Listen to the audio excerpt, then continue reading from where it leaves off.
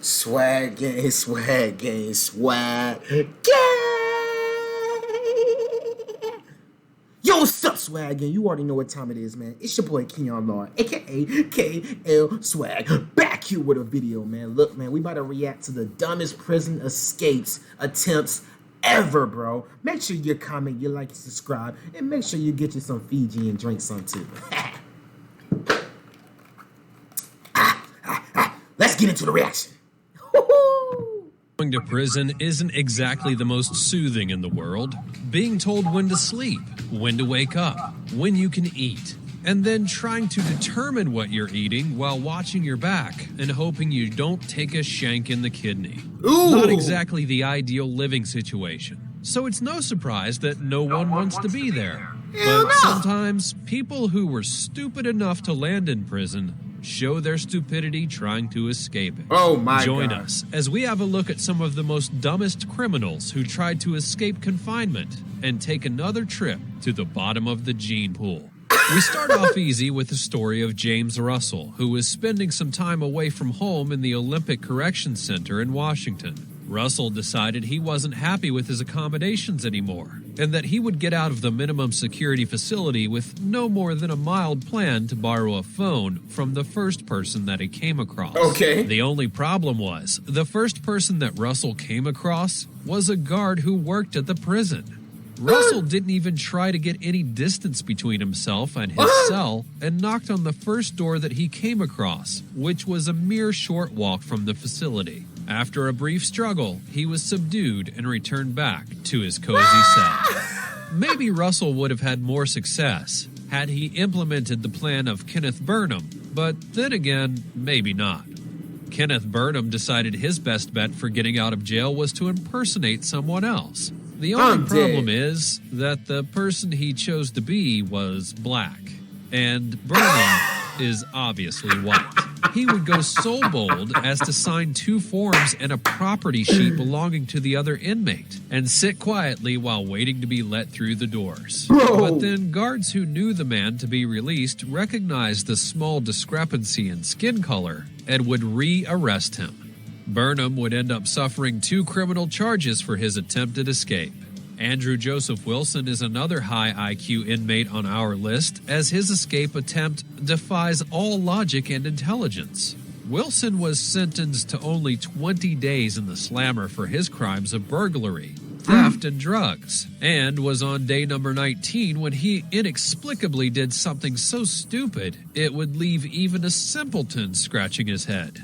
Oh my God. God. On book release, his impatience got the best of him. And with only 24 hours before his release to go home, Wilson stole a truck and tried to get away. Bro, you're stupid. Of course, he was ultimately caught and given even more time than he had before. Dumb as fuck, But prisoners aren't only this dumb in America. The stupidity spreads all across the world. Like one now infamous prisoner in Brazil who got stuck in a hole in the wall while trying to make his escape. Now, most people who plan to tunnel out or get out via a small opening would spend weeks planning, digging, and ultimately trying to lose weight to make sure their plan went off without any issues. Bro. But one unfortunate prisoner out of a gang of 4 had obviously been hitting the commissary a little too hard, as on his attempt through the hole, he got stuck. So stuck that it was injurious, and he began to cry out and call for help. When the guards showed up to find him hanging halfway out, they actually took pictures of him to add insult to his injury while waiting for a rescue team to show up. Ranking high on our list of top prison escape movies of all time is The Shawshank Redemption, in which Tim Robbins delivers a highly regarded and epic performance of a man who escapes prison through unlikely circumstance. A man in Brazil got some great inspiration from the film and decided that he was as smart as Robbins' character Andy Dufresne, except that he wasn't at all. The man decided he would dig out of prison by tunneling under the community toilet, but didn't even make it more than a few feet before he encountered a clog in the system. He would be pulled out by his legs and probably earned a cute prison nickname for his efforts, like Smelly or Stinky. Or maybe you can think of a good one. Also in prison escape attempts that stunk, William Alves decided he was tired of working in the prison kitchen and decided he would excuse himself from his sentence by stuffing himself in a trash can, covering up with leftovers and rotted food, and would simply wait to be dumped. The only problem is he isn't the smallest man. Oh my God. And when the prisoner that was sentenced to taking out the trash tried to move him, a weighty resistance, of course, was encountered. The prisoner wanted to investigate why the can was so heavy, and when he removed the lid, they found Alves squeezed inside. That was dope, but it's Hulu doesn't.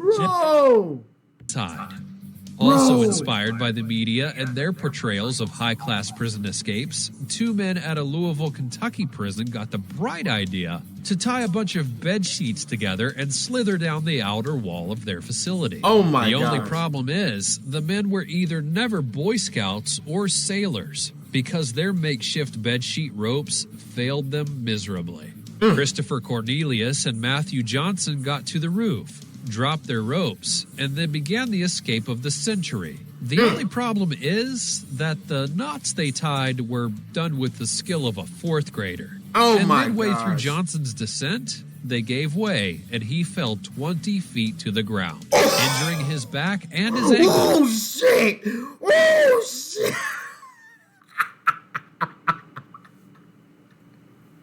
Bro, that's so stupid. Causing him to be hospitalized.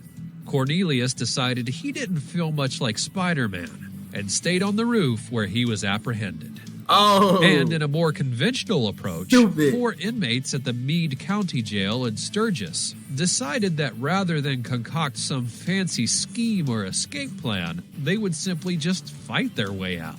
Ooh. At approximately 2 o'clock in the morning during a cell check, they decided to assault the guard making the rounds and then simply go blood sport all the way to freedom. They tried breaking out windows, which were designed to be shatterproof. They tried opening doors that are electronically sealed. And they made it as far as the visitation area within their corrections pod before realizing that resistance was futile and being apprehended.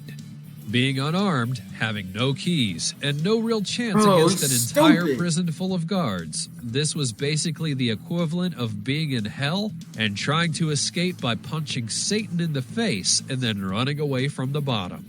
Not a very well thought out plan.